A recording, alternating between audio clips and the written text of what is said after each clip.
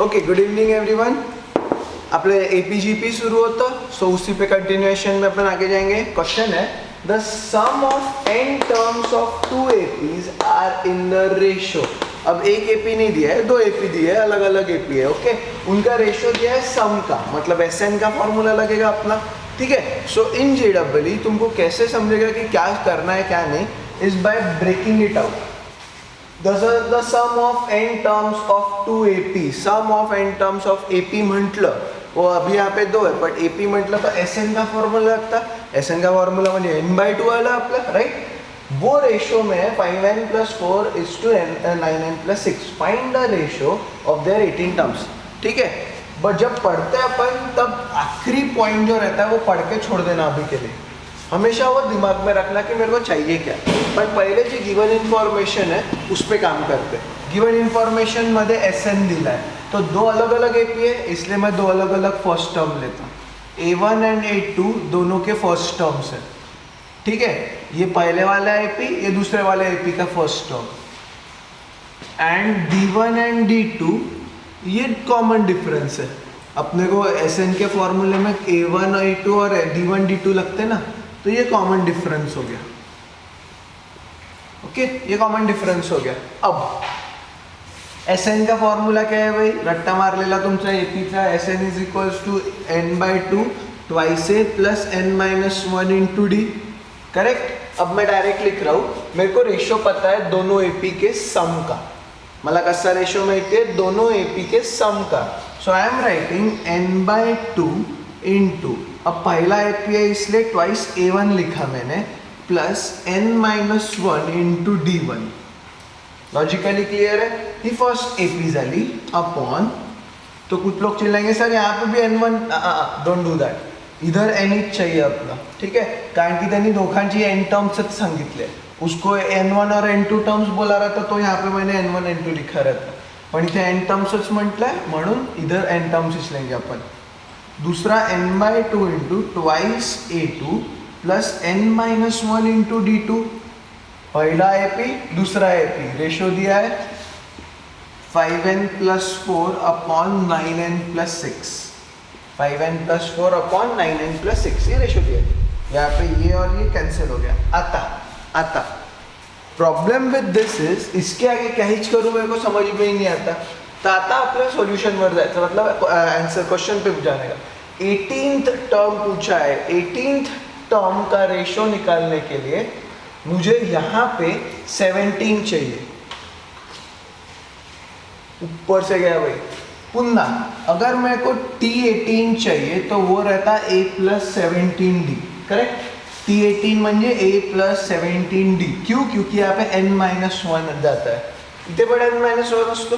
So technically मुझे यहाँ पे 17 चाहिए, तो तुम बोलोगे सर क्या है चिल्लर है, यहाँ पे 18 डाल दो। मैं बोला वेरी गुड, तो यहाँ पे बराबर 17D आ जाएगा। पुट n = 18, सब जगह आंसर आता। रॉन्ग। गलत क्या होता है कि इथे मला find the ratio of their 18th terms चाहिए, मुझे उनके सम का रेशो नहीं चाहिए, मुझे टर्म्स का रेशो चाहिए।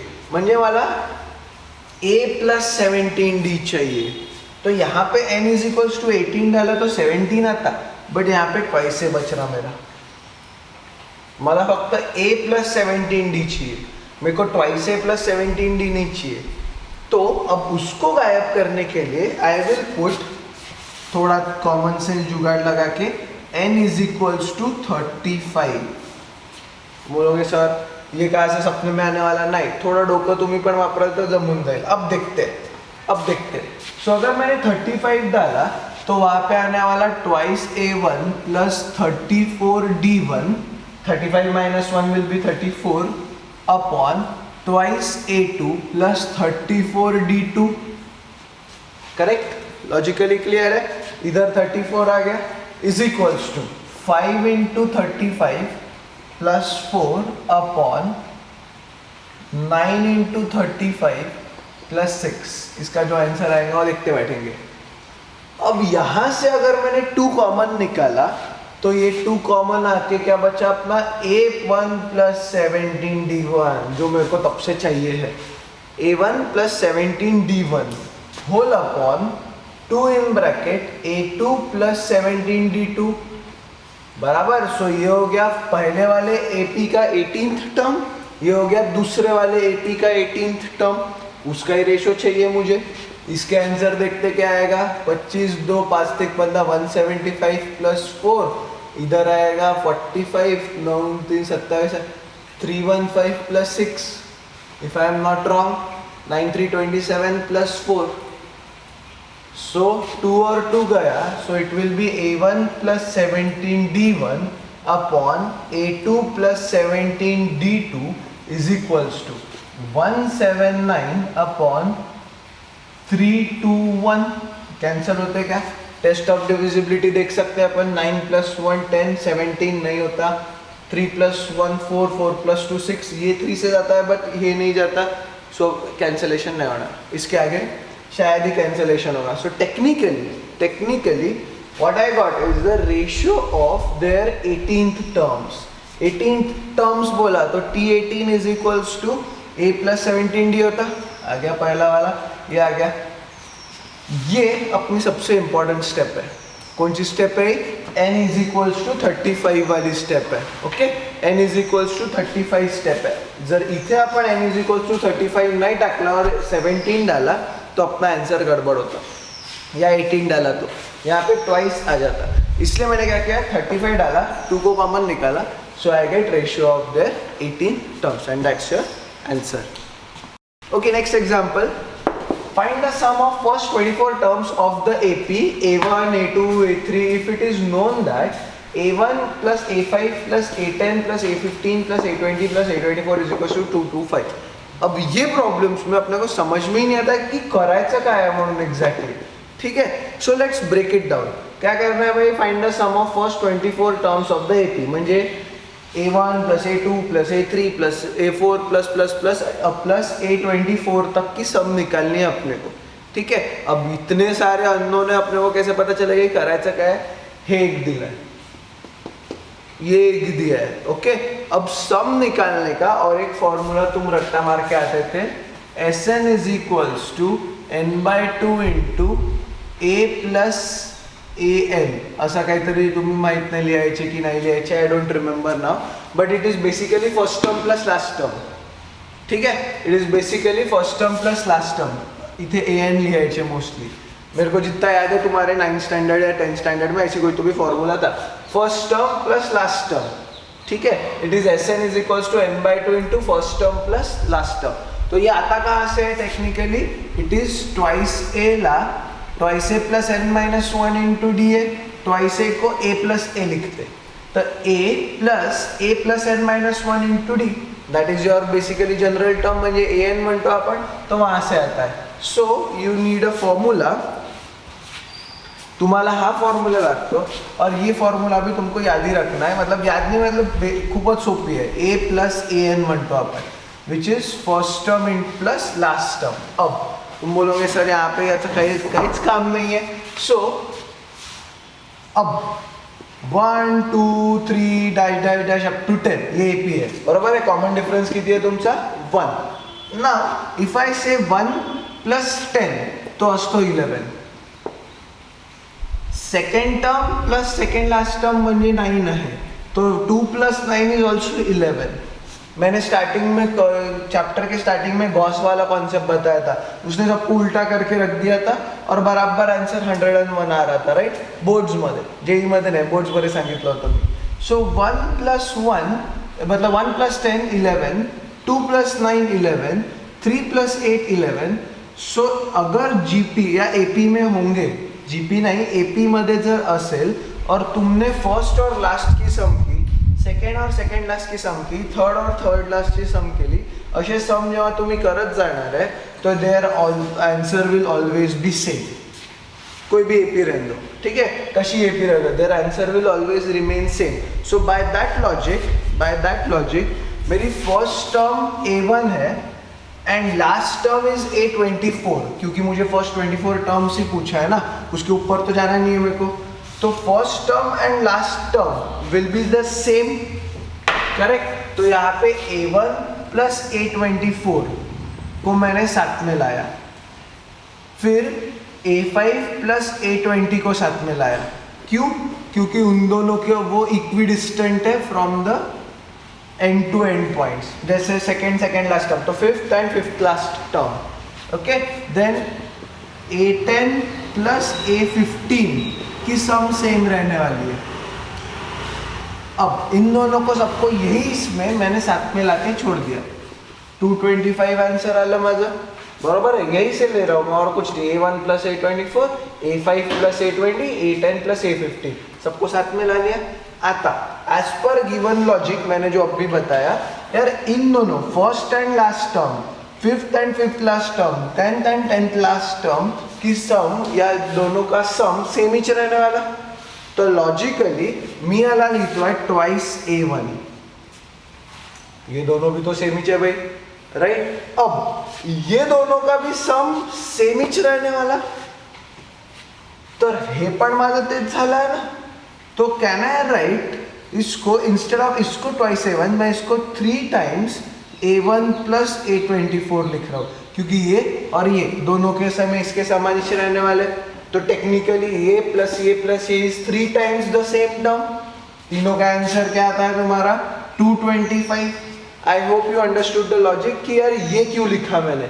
ये इसलिए लिखा क्योंकि first term plus last term same रहना है, fifth term plus fifth last term same, tenth term plus tenth last term same. ये अब भी मैंने तुमको एपी में समझाया ना, दिस इज ऑल सेम, इसलिए इसमें 3 टाइम्स कर दिया। आता A1 plus A24 will be 225/3, direct करूँ अपन 225/3, 2 + 2 4, 4 + 5 9, मतलब 3 से डिवाइड होने वाला है, राइट।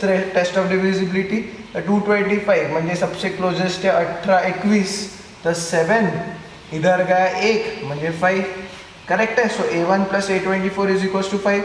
अब चाहिए क्या मुझे? Find the sum of first 24 terms, therefore Sn is equals to, using this formula, n/2।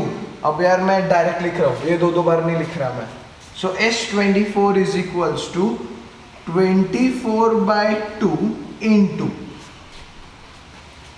First term plus last term, first term plus last term. 24 बोला तो फर्स्ट टर्म वाली A1, लास्ट टर्म वाली 24, correct. तो इधर क्या लिखना चाहिए मैंने? 12 इंटू 75, 12 इंटू 75, जो भी आंसर रहेगा, इतने बड़े कैलकुलेशन टाइम में टाइम पास नहीं करेंगे अपन, विच इज 900। और अगर तुमको कैलकुलेशन सिंपल ही रखने हैं तो 75 इंटू 10 करायचं। 75 इंटू 10 इज 750 प्लस 75 प्लस 75, तो 75 plus 75 12, 750 plus again will be 900, क्योंकि 2 बार 75 ऐड किया तो it is 75 into 12, and that's your answer for this question. Okay, okay, next example. यहाँ पे अपन ने बेसिक देख लिया कि त्याला तोडायचं कसं। एक इंपॉर्टेंट चीज सीखी यहाँ पे यार, first term plus last term, second plus second last, third plus third last will always be same. On that property we use this and उसके हिसाब से छुड़ाते गए। अब इधर प्रॉब्लम चेंज हो गया। Let Sn denote the sum of first n terms of an AP, ठीक है। बेसिकली सम म्हटलंय त्यांनी, इफ S2n is equals to 3Sn, then find the ratio S3n upon Sn. So as I said, always start working with the given information, direct इधर उधर भागना नहीं। पहले गिवन को तो शॉर्ट कर लेते, फिर देखेंगे क्या करना है, right. So let's start with the given information. S2n is equals to 3Sn। S2n म्हणजे जहाँ जहाँ n है, ये फॉर्मूले में, अपने Sn के फॉर्मूले में, वहाँ पे मैं 2n करने वाला हूँ। So 2n/2 into twice a plus n 2n minus 1 into d is equals to 3 times, यहाँ पे आएगा ट्वाइस a, n/2 भूल गया मैं, into n/2 into twice a plus n minus 1 into d, correct. Simple logic है। Sn का formula बस Sn के जगह 2n था, ये और ये गया, बराबर बचा क्या? n into twice a plus 2n minus, आता मी काय काय करतोय ते पण लक्ष द्याल, वहाँ पे n/2 कैंसिल होता नहीं होता देखेंगे, तो 2n-1 इंटू डी को वैसे ही रखा is equals to 3n/2 into twice A plus n-1 into d. Logic clear है? कुछ भी अलग नहीं किया मैंने। हाँ n और हाँ n पण कैंसिल हो रहा since it is multiplied to the whole bracket.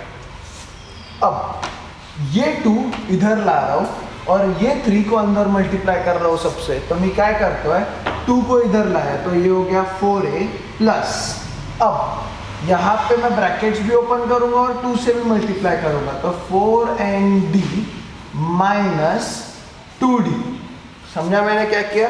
2 ला इथे आणलं तो सबसे मल्टीप्लाई करूंगा तो 2 into 2 4a, 2 into 2 4n and d पण मल्टीप्लाई करता हूँ और यहाँ पे 2d भी ये कर रहा हूँ इज इक्वल्स टू, शायद ये एक्स्ट्रा स्टेप भी हो सकती है मेरे लिए बट पता नहीं, 6a प्लस 3 इंटू ए करता है 3nd माइनस 3d।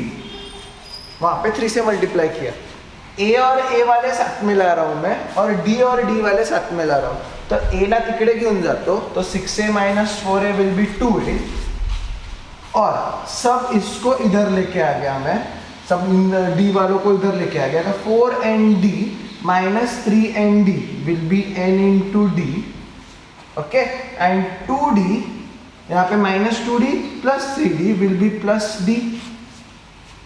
ठीक है, कई कैलकुलेशन मिस्टेक देख लेते हैं अपन। यहाँ पे 4a इधर गया तो 6a minus 4a will be positive 2a, ये सब इधर लेके आ गए तो 4nd minus 3nd will be positive 1nd and minus 2d plus 3d will be d। सो आंसर क्या आएगा तुम्हारा 2a is equals to n plus 1 into d. अब ये निकालना नहीं था अपने को, ये तो गिवन था, ठीक है, इन्फॉर्मेशन होती तुमची गिवन इन्फॉर्मेशन कि S2n is equals to 3 times Sn। अब जो निकालना है उस पर फोकस करते, राइट।